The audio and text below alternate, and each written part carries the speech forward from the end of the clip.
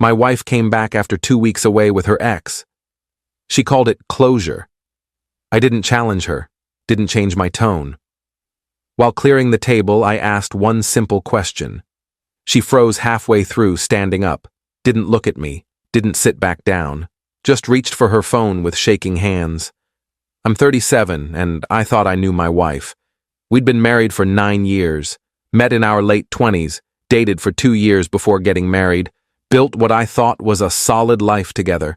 She worked in marketing, I had my own career, we had a house, a dog, routines that felt comfortable. No kids yet, but we'd been talking about it. About 3 months ago, her ex contacted her. The ex. The one she dated for 4 years before me. The one she said was her first real love. The one whose name still occasionally came up in stories about her 20s. He'd reached out through social media, said he was going through a divorce, wanted to reconnect with old friends. Innocent enough, or so she presented it. She asked if I minded if she grabbed coffee with him. Just coffee. Just catching up. I said fine, because what else was I supposed to say? If I'd said no, I'd be the controlling husband. So I said yes, and tried not to think about it. One coffee turned into regular texts. I'd see her smiling at her phone in ways she hadn't smiled at me in months. When I asked about it, she'd say they were just talking, old memories, nothing serious. Then came the request that changed everything. He's really struggling with the divorce, she said one night while we were getting ready for bed. He asked if I'd be willing to spend some time with him, help him process things. He doesn't have anyone else. Spend time with him how? He wants to take a trip, the place we used to go when we were dating. He thinks it would help him find closure. I stopped brushing my teeth. A trip.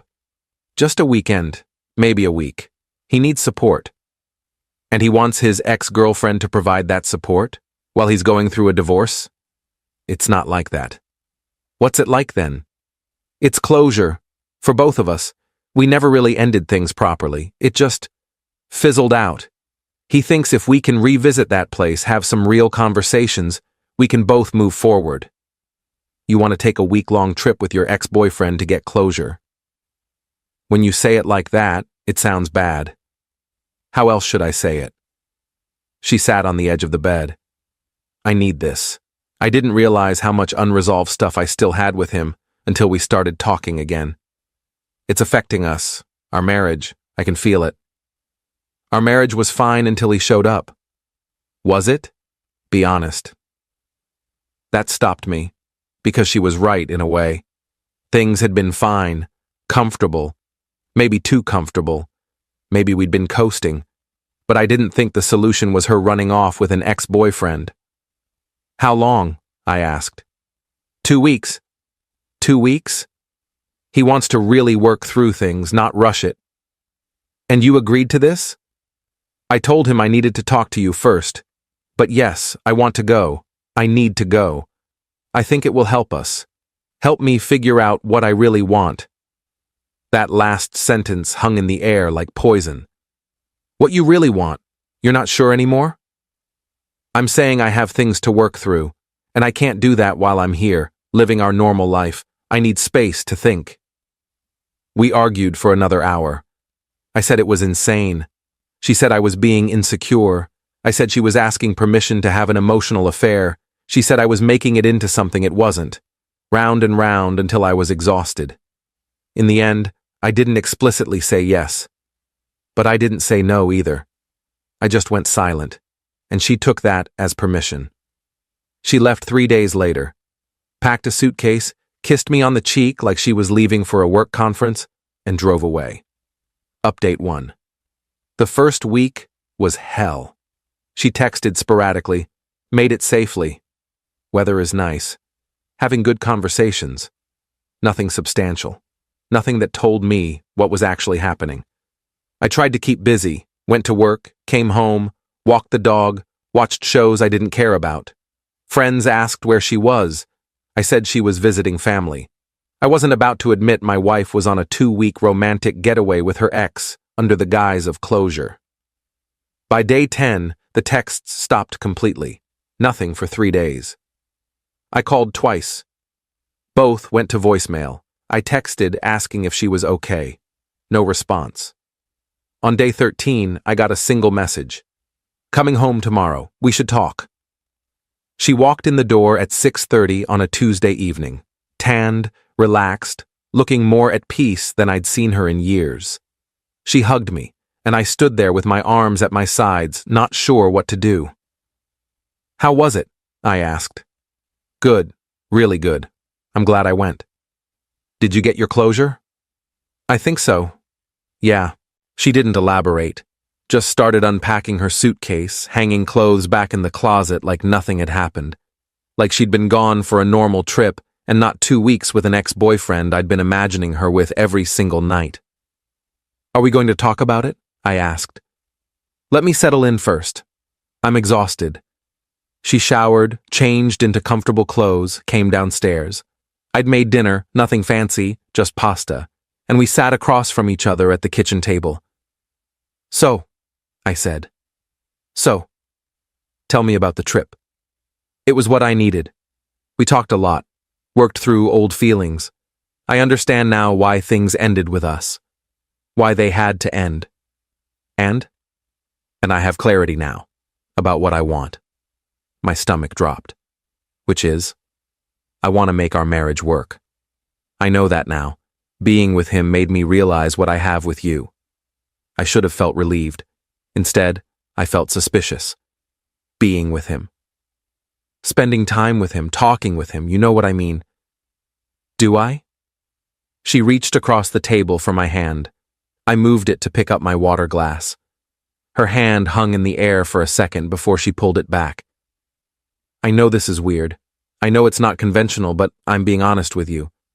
I needed to do this to know for sure, and now I know. I want us. We ate in silence for a few minutes. I was trying to process, trying to figure out if I believed her, trying to decide if it even mattered if I believed her. Did you sleep with him? I asked finally. Is that really what matters? Yes. I don't think we should focus on physical details. What matters is where we go from here. That's not an answer. I'm not going to give you an answer that lets you torture yourself with images. It's not helpful. But it happened. She didn't respond. Just looked down at her plate. I stood up, started clearing the table. She stood too, gathering her dishes. We moved around the kitchen in a choreographed silence. Her washing, me drying. Like we'd done 1,000 times before. While I was putting a plate in the cabinet, I asked it. The question that had been forming in my mind since she walked in the door. If he wasn't going through a divorce, I said, voice completely calm, if he was available, would you have come back? She froze. Halfway through standing up from loading the dishwasher. Didn't look at me. Didn't sit back down. Just stood there, bent at an awkward angle, one hand still on the dishwasher door. Then she reached for her phone with shaking hands. Update 2. What are you doing? I asked. I need to call someone. Who? My sister. I need to talk to my sister. Answer my question first. She straightened up, phone clutched in both hands. That's not fair. That's a hypothetical that doesn't mean anything. It means everything. Answer it. I'm here, aren't I? I came back. Because he's not available. Because he's going through a divorce and probably told you he wasn't ready for something serious. Answer the question. If he was available, would you be standing in this kitchen right now? Her face crumpled. I don't know. You don't know. I'm confused. I thought I had clarity, but now you're asking these questions and I'm confused again. You're confused because you know the answer and you don't want to say it. That's not fair. You spent 2 weeks with your ex-boyfriend, probably sleeping with him, definitely falling back in love with him, and you came back here because it didn't work out. Not because you chose me, because he wasn't an option. And now you're trying to reframe it as some kind of journey of self-discovery that led you back to our marriage. You're twisting everything. Am I? Tell me I'm wrong. Tell me he said he wanted to be with you, and you said no because you're married. Tell me that happened." She couldn't. She just stood there, tears running down her face, phone still in her hands. "Call your sister," I said. "I'm going for a drive." I grabbed my keys and left, drove around for 2 hours with no destination. My phone rang 6 times. I didn't answer. When I finally came back, it was almost midnight. Her sister's car was in the driveway. I went to a hotel. Update 3, I stayed at that hotel for 3 days. She texted constantly, called, begged me to come home so we could talk. Her sister texted too, saying I was being unreasonable, that I needed to at least hear her out. On day 3, I went back to the house while she was at work, packed a bag with enough clothes for a week, left my wedding ring on the kitchen counter. That got her attention.